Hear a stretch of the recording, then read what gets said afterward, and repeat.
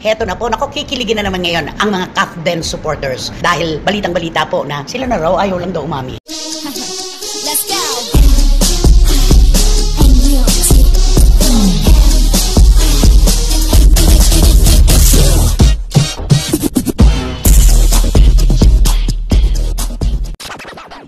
Ito na po, naku, kikiligin na naman ngayon ang mga Kafden supporters dahil balitang-balita po na sila na raw ayaw lang daw umami. Actually, ang dami-dami na nagsasabi. Yun ang kumakalat talaga, lutang na lutang. Magkarelasyon na raw po sina Alden Richards at Catherine Bernardo, kaya lang hindi pa po sila umaamin. Ayun na. Ano ba yun? Kasi Saan galing yun? Kasi marami na sila nakakakili at marami na nakakakita sa kanila na magkasama sila pero hindi na ilalabas sa mga ano. Oo, kasi nga ang kwentuhan, kapag wala si Alden, sigurado wala din si Catherine. Kapag nagpunta si Catherine, sigurado nandun si Alden. At ano yung chika, yung Ito na, kinakuli? yung performance na sexy niya, andun daw si Alden. Sa backstage? Oo, punay. At hindi lang nagpa-picture kasi napag-alaman nila kasi yung picture ni Alden umatin sa ano ng pulang araw. Yung kasama niya doon na nakasombrero. Yun din yung picture na kasama ni Ni Catherine. So nandoon silang dalawa, Yes. yung kasama ni Alden ang nagpa-picture kay Catherine. Oo. Baka naman sumulo lang yun. Nauna hindi. Eto pa, meron pang pinapakita na yung tumatago sa salamin, nandun si Alden, nahagip ng camera nung nagpa-picture sila.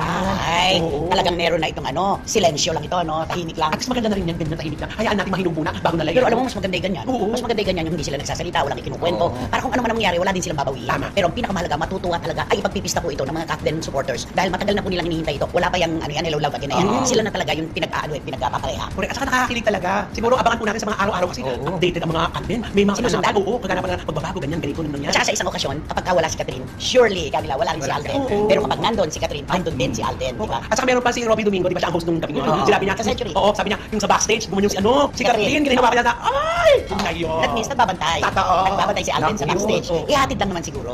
Baka inaabangan lang na ano, di ba? Inaabangan, ihahatid. Ganun naman talaga ang nagmamahalan, di ba? Saan ba nagsisimula yung mga yan? Naman. At saka full support din siguro si Alden sa lahat ng proyekto ni Catherine. Mismo. At ganun din naman si Catherine kay Alden. Di ba? Correct. Pero alam mo si Alden, halos walang pahinga talaga, no? Grabe. Hanga-hanga ang professionalism nitong batang ito. Oo, kahit anong busy niya, nagagawa niya talaga ng time para kay Nagsushoot ng TVC abroad. Oo. Pagbalik dito, nag-shoot muna siya sa Hong Kong ulit ng ng Hello Love Oo. Again. Nag-shoot ulit siya sa Hong Kong muna ng Hello Love Again. Tapos pagbalik dito, pulang araw.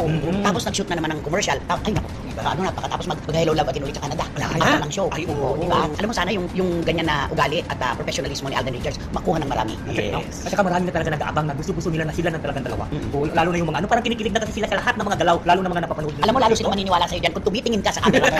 Di ba? Ginagano na ni Ali at ni Direk Jeto, dito ka, ito, camera mo. Bakit ba itong akin ang pinakikialaman mo?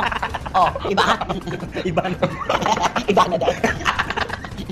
Hindi, alam mo marami talaga ang naaaliw at saka naano na sila. Sabi nga nila dapat aminin na daw nila dalawa na kung sila na talaga. Ang hirap naman kasi pagka ganito kaaga pa lamang ay magsasalita na sila ng tapos. Hahanapan naman lalo yan para maghiwalay. Ay, ayun na. At saka napapansin natin, lahat ng mga dikit sa kanila, tinatanong kung sino na ba, unahan kung sino maka-scoop, kung sino makakapagsabi na meron. Totoo yan. Pero ako napakalakas ng kutob ko, doon mauuwi ang lahat. Ay, naku, Hindi sigurado. pwedeng Copy hindi. up Hindi pwedeng hindi. Ikaw, ano Ay wala ako, mo? malagay ko, siguro doon mabubuo yan sa pag-shooting nila ng kanilang pelikula. Sa Canada? Oo, sa Canada. Oo. Mabubuo yan. Ano mabubuo? Hindi, ibig sabihin mabubuo ang kanilang pag-iibigan na dalawa. Ayun, mahirap na. Baka mamaya ikaw, Wendell Alvarez, makakabuo. Sina Alden at Catherine sa Canada. Baka kabuo ng kanilang pag-iibigan. Relasyon. Ng relasyon. Siguro wala pa ngayon, pero siyempre, pagka nandun kasi, lalo na sa shooting, di ba, araw-araw magkasama kayo, siyempre magkaroon ng ano yun. At saka yung pinag-usapan namin na siguro may kissing scene na to. Ay, Meron oo. yan. Ay! Meron yan. Nasa script na Ay, yan. yun lang. Kung doon sa Hong Kong wala, Oo. I'm sure sa Canada Kasi meron. sa akin nakakita na may sila isa't isa, di sila mag-kiss. Oo. Alam nga naman sa unang pagkikita, ano yun, nagsalubungan lang at nagyakap? Hindi. Ay, naku naman, Diba? nakakakilig. Kaya maraming naniniwala sila na talaga. Kaya mas hindi lang maganda nagsasalita. sila, maging sila muna tapos saka gagawin yung kissing scene. No, ang ganda. Ayaw mo ba nung bago maging sila, Oo. gawin na yung kissing scene? Kasi iba kasi pakiramdam na ginawa niyo yun na wala pa kayong relasyon na pero ginawa niyo na may relasyon na. Eh kung sa palagay ng dalawa meron na. Oh, Ay, naku, ano ba yan? Sigurado po kaming tatlo at maging kayo, hindi rin po maganda sa inyong panlasa ang mga nakikita natin, napapanood at nababalitaan na pambabastos ng ilang mga kababayan natin sa puntod ng namayapang si Rico yan. Tama? Oo, ginawa nila lang tourist spot. Oh, best tourist spot in the Philippines sa kalagay pa doon sa Isipin mo naman yun. Yun ang sinasabi nila. Alam mo, mga tao talaga, porkit maingay ang pangalan, wala nang ano, hindi nang tao makapagsalita kung anong ginagawa nila sa At puntod. saka isipin mo, March 29, 2002, nang pumanaw si Rico yan, 22 taon na ang nakalilipas. Gagawin mo pa bang ganyan? Oh. Sana naman respeto na lang po. Siguro wala na silang magawa, siguro kaya siguro sinasakyan nila siguro Mga TikTokers to eh. Kaya nga eh. Oo. Kaya siguro para makaroon na sila ng views, di ba? Talaga pupunta sila doon sa Content nila yun eh. content Oo. nila yun. Abay, akalain mo ilagay nila doon na ito daw ay best tourist spot in the Philippines. Pagkatapos meron yung hinahaplos-haplos yung puntod, meron yung hinahalikan, meron yung niyayakap. Alam niyo po, yun nga lundagan natin at tapakan ang puntod. Ipinagbabawal po yan dahil hindi kayang ipaglaban ng kumanaw ang kanyang karapatan. Yun pa kayang gawing content sa isang ano. Sana wala na lang kung gusto niyo kung ano, bigyan ng respeto. Pag-alay ng bulaklak, tapos Oo. dasal, okay na po, hindi yung parang inaakap-akap. Ang dami-dami nag-aagawan. ang kontra talaga sa mga ginagawang ito. Buti nga si Claudine hindi pa nagsasalita, no? Or baka habang nag-uusap tayo ngayon, naglabas na rin ng kanyang pahayag si Claudine Barreto. Pag si Claudine nga po ang dumadalaw, nagagalit pa nga yung iba. Hanggang ngayon daw ginagamit pa rin niya si Rico yan sa kanyang karera. How much more? Ang mga tao hindi naman kaano-ano ng pumanaw na ito at ginagamit talaga siya ng literal sa pamamagitan ng kung ano-anong ginagawa sa mundo niya. Correct. Napakahalay. Para meron na sila ma-upload, yung nakapakapihiga-higa, mga ganun, Diyos. At saka alam mo, nakapagtataka lang ako, bakit naman sa dami-dami hindi naman sa pagano, sa dami mga sikat na mga artista na namayapa na, bakit man si Rico yan talaga ang Eto, ang nila? tanong, di ba Manila Memorial Park Oo. yan? Paano at bakit po nakapapasok ang mga tagahangang ito para babuyin yung puntod ni Rico yan? Wala bang roving guards doon? Ay, Hindi po oo. sapat na basta papasukin nyo lang dahil po pwede silang magpanggap na meron silang kamag-anak o kadugo na nakalibing din Oo. sa Manila Memorial Park, di ba? Tama, oo. Pero dapat po, natutuntun nyo yan na tutugay-gayan ninyo. Yes. Kasi hindi tama, umanaw na po ng mahigit na 2 dekada si Rico yan, pero hanggang ngayon hindi pa rin pinatatahimik ng ibang tao ang kanyang kaluluwa. Tama, Di ba? mali, oo. Magbigay respeto naman tayo sa isang pumanaw. Eh, grabe no, parang may content lang.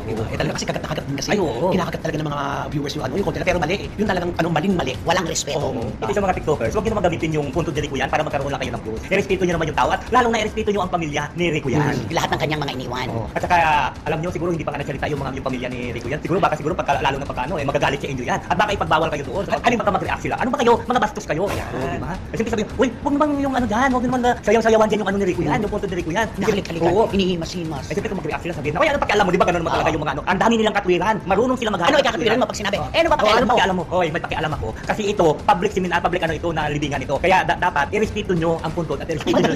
Dapat private. Mas private. Private, oo. private o public cemetery, Oo. hindi dapat gawing laruan ang mga puntod na ito. Ayun. Ganon. Kaya dapat Alam mo, siguro. kasi ito isang araw siya magpaplano na pumunta ron. Binigyan mo ng choice. Sabi po ni Wendell Alvarez, sa iba naman. Dito naman daw po kami. Oh, di ba? Pero hindi, mali Oh, mali yun, mali. Ay, walang kakawalan ng respeto po yan. Lalo na yung pumanaw. Ay, Diyos ko naman. Pagpahingahin na po natin ang kaluluwa ni Rico yan. 22 taon. Grabe. Tapos ganito pa gagawin. Kung alam mo tama yung sabi mo, dapat yung mga gwardiya doon, sila dapat Alisto may dapat. karapatan. Oo.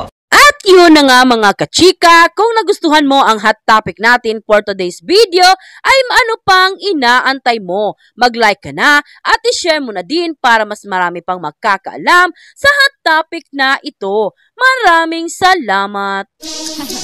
Let's go.